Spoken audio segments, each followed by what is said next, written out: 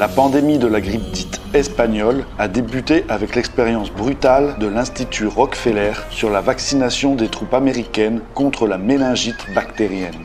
Cette expérience menée en 1918-1919 pourrait avoir tué 50 à 100 millions de personnes. Et si l'histoire qu'on nous a racontée sur cette pandémie n'était pas vraie? Et si, au contraire, l'infection mortelle n'était ni la grippe ni d'origine espagnole? Des documents récemment analysés révèlent que la grippe espagnole pourrait avoir été une expérience vaccinale militaire qui a mal tourné.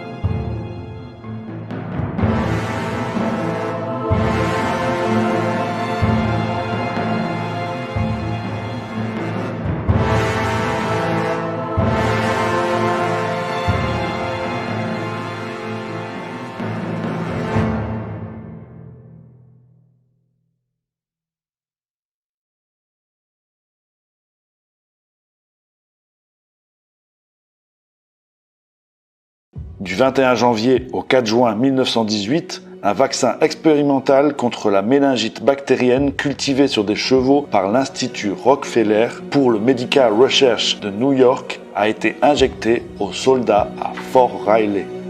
Pendant le reste de l'année 1918, alors que ces soldats, vivant et voyageant souvent dans de mauvaises conditions sanitaires, étaient envoyés en Europe pour combattre, ils ont répandu la bactérie à chaque arrêt entre le Kansas et les tranchées de la ligne de front en France.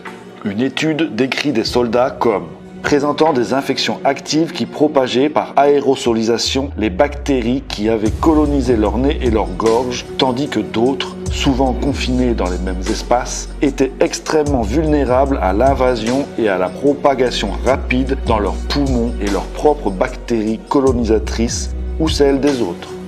La grippe dite espagnole s'est attaquée à des personnes en bonne santé dans la fleur de l'âge. La pneumonie bactérienne s'attaque aux personnes dans la force de l'âge. La grippe s'attaque aux jeunes, aux personnes âgées et aux personnes immunodéprimées. Lorsque la Première Guerre mondiale a pris fin, le 11 novembre 1918, les soldats sont retournés dans leur pays d'origine et dans les avant-postes coloniaux, propageant la pneumonie bactérienne mortelle dans le monde entier. Pendant la Première Guerre mondiale, l'Institut Rockefeller a également envoyé son sérum expérimental contre les méningocoques en Angleterre, en France, en Belgique, en Italie et dans d'autres pays, contribuant ainsi à la propagation de l'épidémie dans le monde entier. Pendant la pandémie de 1918-1919, la grippe dite espagnole a tué 50 à 100 millions de personnes, dont de nombreux soldats. Beaucoup de gens ne se rendent pas compte que la maladie a tué beaucoup plus de soldats de tous bords que les mitrailleuses, le gaz moutarde ou tout ce qui est typiquement associé à la Première Guerre mondiale. En 1918, grippe ou influenza était un terme fourre-tout pour désigner une maladie d'origine inconnue. Il n'avait pas la signification spécifique qu'il a aujourd'hui. Ce terme signifiait une maladie mystérieuse qui tombait du ciel. En fait, le terme grippe vient du latin médiéval influentia, de influere, influer, au sens astrologique qui signifie venir de l'influence des étoiles. Pensez à AstraZeneca, ce qui veut dire tuer des étoiles. Pourquoi ce qu'il s'est passé il y a 100 ans est-il important aujourd'hui? Entre 1900 et 1920, d'énormes efforts ont été déployés dans le monde industrialisé pour construire une société meilleure. J'utiliserai l'exemple de New York pour parler de 3 changements majeurs de la société qui s'y sont produits à cette époque et de leur impact sur la mortalité due aux maladies infectieuses. Premier changement, eau propre et assainissement. De la fin du 19e siècle au début du 20e siècle, New York a construit un système extraordinaire pour amener de l'eau propre à la ville depuis les Catskills, un système encore utilisé aujourd'hui. La ville de New York a également construit près de 10 000 km d'égouts pour évacuer et traiter les déchets, ce qui protège l'eau potable. L'Organisation mondiale de la santé, OMS, reconnaît l'importance de l'eau propre et de l'assainissement dans la lutte contre les maladies infectieuses. Deuxième changement, l'électricité. De la fin du 19e siècle au début du 20e siècle, New York a construit un réseau électrique et câblé la ville pour que l'électricité soit disponible dans chaque foyer. L'électricité permet la réfrigération. La réfrigération est un héros méconnu en tant que bienfait pour la santé publique. Lorsque les aliments sont réfrigérés de la ferme à la table, le public est protégé contre les maladies infectieuses potentielles. L'énergie renouvelable bon marché est importante pour de nombreuses raisons, notamment pour lutter contre les maladies infectieuses. Et le troisième changement, l'industrie pharmaceutique de Rockefeller. De la fin du 19e siècle au début du 20e siècle, New York est devenu le siège de l'Institut Rockefeller pour le Medical Research, aujourd'hui l'Université Rockefeller. L'Institut est le lieu où l'industrie pharmaceutique moderne est née et il fut le pionnier de nombreuses approches utilisées aujourd'hui par l'industrie pharmaceutique, y compris la préparation de sérums vaccinaux pour le meilleur ou pour le pire. Le vaccin utilisé sur les soldats dans l'expérience de Fort Riley a été cultivé sur les chevaux. Les données sur les taux de mortalité aux États-Unis du début du XXe siècle à 1965 indiquent clairement que l'eau propre, les toilettes à chasse d'eau, les systèmes d'égout efficaces et les aliments réfrigérés se sont tous combinés pour réduire efficacement la mortalité due aux maladies infectieuses avant que les vaccins contre ces maladies ne soient disponibles. Les médecins et les sociétés pharmaceutiques se sont-ils vantés d'avoir réduit la mortalité due aux maladies infectieuses qui touchent légitimement les mineurs urbains, les plombiers, les électriciens et les ingénieurs ? Si l'orgueil de l'Institut Rockefeller en 1918 a conduit à une pandémie qui a tué des millions de personnes, quelles leçons pouvons-nous en tirer et comment pouvons-nous les appliquer en 2021 ? La maladie n'avait rien d'espagnol. À force de recherche, j'ai appris que les premiers cas de grippe espagnole se sont produits à Fort Riley, au Kansas, en 1918. Comment est-il possible que cet événement d'importance historique ait pu être aussi mal nommé il y a 100 ans et ne jamais être corrigé ? Pourquoi espagnol ? L'Espagne était l'un des rares pays à ne pas avoir participé à la Première Guerre mondiale. La plupart des pays impliqués dans la guerre ont censuré leur presse. Libérés des préoccupations liées à la censure, les premiers rapports de presse faisant état de décès de personnes malades en grand nombre provenaient d'Espagne. Les pays en guerre ne voulaient pas effrayer davantage les troupes, ils se sont donc contentés de faire de l'Espagne un bouc émissaire. Les soldats de tous les camps devaient traverser le No Man's Land sous les tirs des mitrailleuses, ce qui était déjà assez effrayant sans savoir que les tranchées étaient un terrain propice aux maladies. 100 ans plus tard, il est grand temps de laisser tomber le mot espagnol de toute discussion sur cette pandémie. Si la grippe dite espagnole a débuté sur une base militaire américaine au Kansas, alors cette pathologie pandémie pourrait et devrait être nommée de façon plus appropriée. Afin de prévenir de futures catastrophes, les États-Unis et le reste du monde doivent examiner attentivement ce qui a réellement causé la pandémie. L'appellation de grippe espagnole n'a peut-être jamais été corrigée parce qu'elle contribue en partie à dissimuler l'origine de la pandémie. Si l'origine de la pandémie est liée à une expérience de vaccination sur les soldats américains, les États-Unis auront sans doute préféré la nommer grippe espagnole plutôt que bactérie de Fort Riley ou toute autre appellation similaire. La grippe dite espagnole a débuté sur les lieux mêmes où ce vaccin bactérien expérimental a été administré, ce qui en fait le principal suspect en tant que source des infections bactériennes à l'origine de la mort de tant de personnes. Si une expérience vaccinale originaire des États-Unis réalisée au cours des années où la production était des plus rudimentaires causait la mort de 50 à 100 millions de personnes, il serait beaucoup plus difficile de maintenir le mantra marketing « les vaccins sauvent des vies ». L'Institut américain Rockefeller pour le Medical Research et son vaccin bactérien expérimental contre le méningocoque pourrait avoir tué 50 à 100 millions de personnes en 1918-1919 est un slogan commercial bien moins efficace que celui trop simpliste « les vaccins sauvent des vies ». La maladie à l'origine d'un si grand nombre de victimes n'était ni la grippe ni un virus, c'était une bactérie. Se préparer à une pandémie est devenu, au milieu des années 2000, un sujet de discussion récurrent.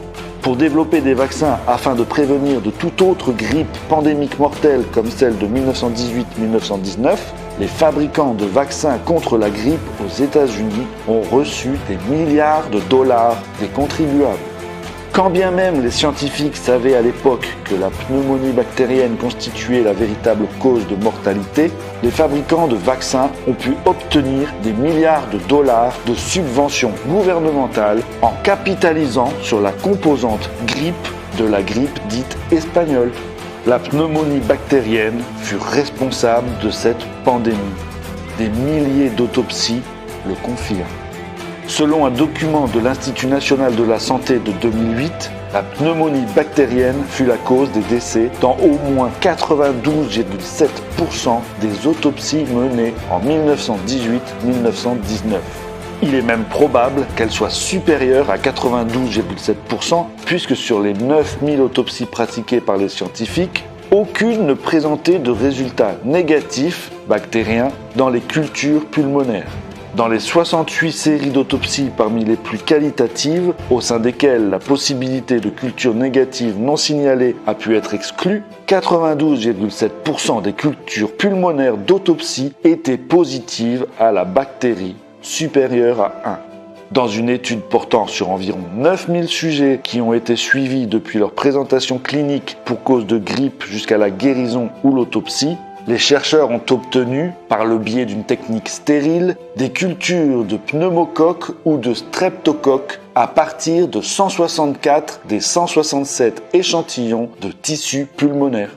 On a pu dénombrer 89 cultures pures de pneumocoques, 19 cultures dans lesquelles seuls des streptocoques étaient présents, 34 cultures ont résulté en des mélanges de pneumocoques et ou de streptocoques, 22 cultures ont résulté en un mélange de pneumocoques, de streptocoques et d'autres organismes, principalement des pneumocoques et des streptocoques non hémolytiques. Et 3 cultures ont uniquement résulté en des streptocoques non hémolytiques. Aucun résultat négatif n'a été obtenu des cultures pulmonaires. Des pneumocoques ou des streptocoques ont été trouvés dans 164 des 167 échantillons de tissus pulmonaires autopsiés. Cela représente 98,2%. La bactérie était l'agent pathogène. D'où vient la pneumonie bactérienne de la grippe dite espagnole de 1918-1919 ? Lorsque les États-Unis ont déclaré la guerre en avril 1917, l'industrie pharmaceutique naissante disposait d'une ressource sans précédent, un grand nombre de sujets humains pour des tests effectués sous forme de première ébauche de l'armée américaine. Avant la guerre, en 1917, l'armée américaine comptait 286 000 hommes. Après la guerre, en 1920, l'armée américaine s'est dissoute et en comptait 296 000. Bien que l'armistice ait été signé le 11 novembre 1918, la Première Guerre mondiale ne cesse pas ce jour-là. Sur le front ouest, la démobilisation est lente et partielle jusqu'en 1921. Et à l'est, des combats d'un type nouveau se poursuivent jusqu'en 1923.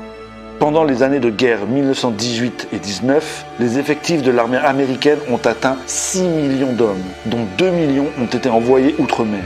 L'Institut Rockefeller pour le Medical Research a profité de ce nouveau réservoir de cobayes humains pour mener des expériences vaccinales. Entre le 21 janvier et le 4 juin 1918, le docteur Gates,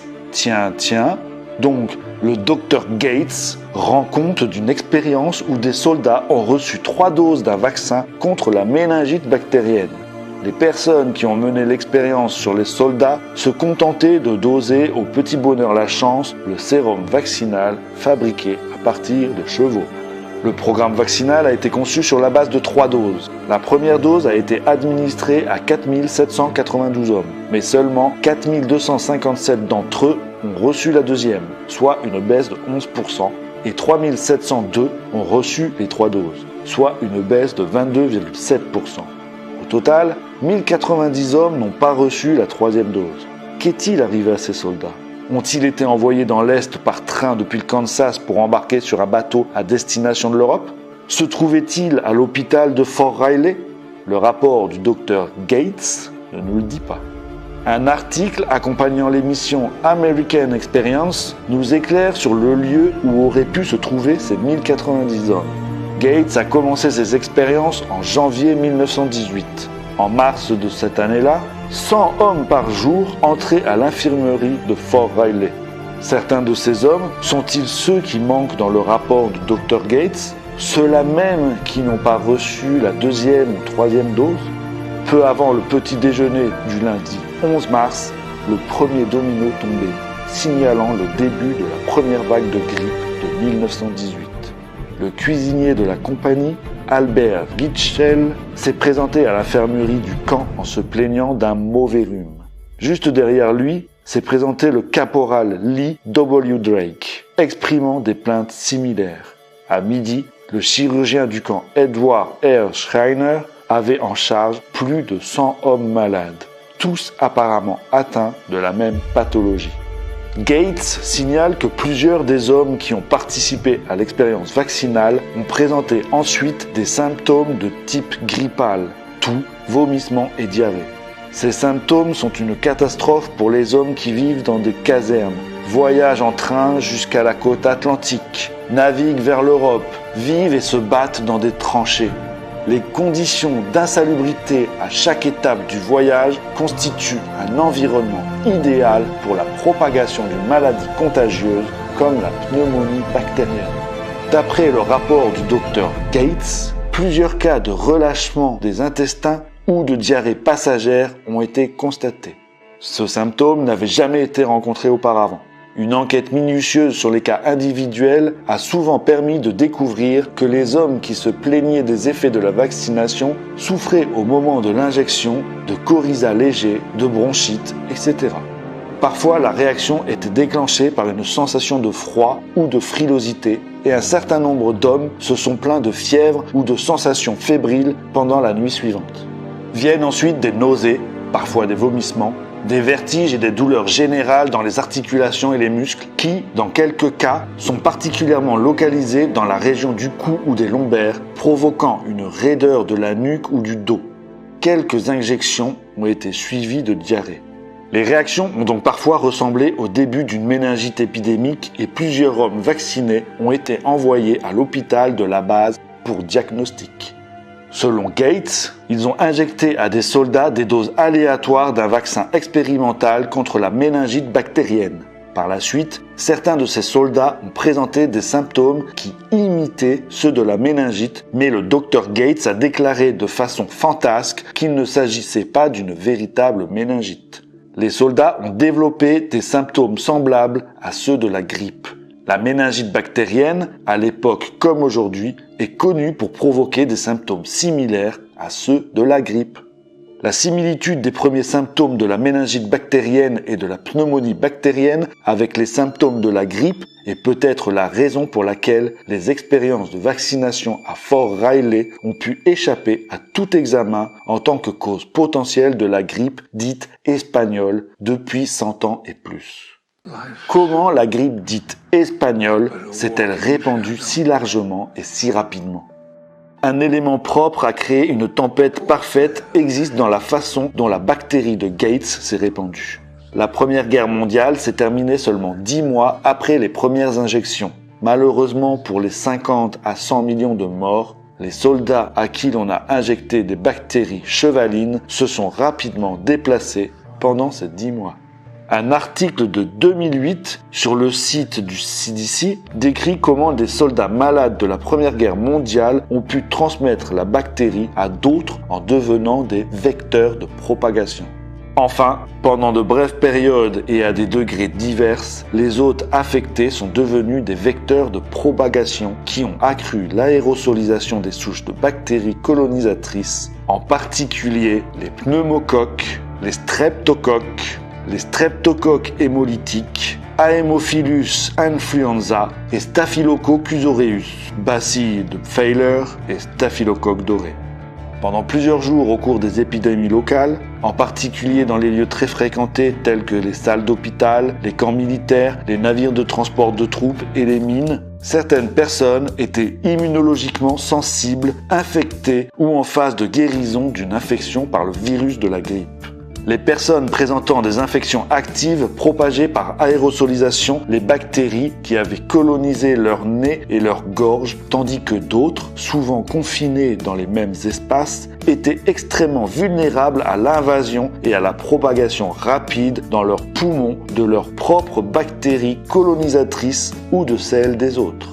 À 3 reprises dans son rapport sur l'expérience vaccinale de Fort Riley, le Dr Gates déclare que certains soldats ont eu une réaction sévère indiquant une sensibilité individuelle inhabituelle au vaccin. Bien que le vaccin ait rendu beaucoup de gens malades, il n'a tué que ceux qui y étaient sensibles. Ceux qui sont tombés malades et ont survécu sont devenus des vecteurs de propagation qui ont transmis la bactérie à d'autres, créant davantage de vecteurs de propagation, lesquels se sont propagés à d'autres personnes en tuant les personnes qui étaient vulnérables. Et le cycle s'est répété au-delà des conditions d'insalubrité qui prévalaient en temps de guerre et les millions de soldats sur lesquels faire des expériences n'étaient plus là. Substituer les termes grippe ou de virus utilisés par le docteur Bierly pour celui de bactérie. Le docteur Carol Bierly décrit comment, je cite, « La grippe s'est propagée comme une traînée de poudre dans l'armée américaine. 14 des plus grands camps d'entraînement avaient signalé des épidémies de grippe en mars, avril ou mai et certains des soldats infectés avaient transporté le virus avec eux à bord de navires à destination de la France. » Fin de citation. Lorsque les soldats dans les tranchées sont tombés malades, les militaires les ont évacués des lignes de front et les ont remplacés par des hommes en bonne santé. Ce processus a continuellement mis la bactérie en contact avec de nouveaux hôtes, de jeunes soldats en bonne santé dans lesquels ils pouvaient s'adapter, se reproduire et devenir extrêmement virulents sans danger d'épuisement. Avant qu'une interdiction de voyager puisse être imposée, un contingent de troupes de remplacement a quitté le camp de Vance, près de Boston, pour le camp Upton, à Long Island, qui était le point d'embarquement de l'armée pour la France et a emporté la bactérie avec lui. Les médecins d'Upton ont déclaré qu'elle était arrivée brusquement le 13 septembre 1918 avec 38 admissions à l'hôpital, suivies de 86 le lendemain et de 193 le jour suivant. Les admissions à l'hôpital ont atteint un sommet le 4 octobre avec 483 personnes et en 40 jours, quand Upton a envoyé 6131 hommes à l'hôpital pour cause de grippe. Certains ont développé une pneumonie si rapidement que les médecins l'ont diagnostiqué simplement en observant le patient plutôt qu'en écoutant ses poumons. Les États-Unis n'étaient pas le seul pays à posséder le vaccin bactérien expérimental de l'Institut Rockefeller. Un rapport de 1919 de l'Institut indique qu'il convient de mentionner qu'avant l'entrée en guerre des États-Unis, en avril 1917, l'Institut avait repris la préparation de sérums anti-méningocociques afin de répondre aux demandes de l'Angleterre, de la France, de la Belgique, de l'Italie et d'autres pays. Le même rapport indique que, afin de répondre à la demande soudainement accrue de sérums curatifs élaborés à l'Institut, une écurie spécialement dédiée aux chevaux fut rapidement construite. Qu'est-ce qui pourrait donc mal tourner dans le fait qu'un sérum anti-méningococique expérimental soit fabriqué à partir de chevaux et injecté à des soldats sur le point d'être soumis aux conditions de vie exiguës et insalubres de la guerre? Ce sérum bactérien fabriqué à l'Institut Rockefeller, injecté aux soldats américains et distribué dans de nombreux autres pays, est-il responsable des 50 à 100 millions de personnes tuées par des infections pulmonaires bactériennes en 1918-1919 ? L'Institut affirme l'avoir distribué pendant la Première Guerre mondiale en Angleterre, en France, en Belgique, en Italie et dans d'autres pays.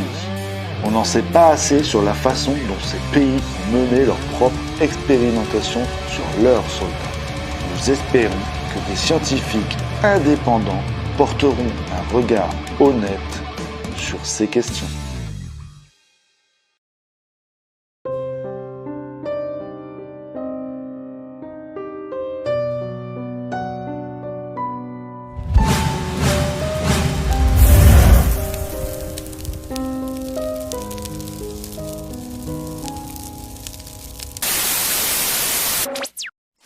Thank you.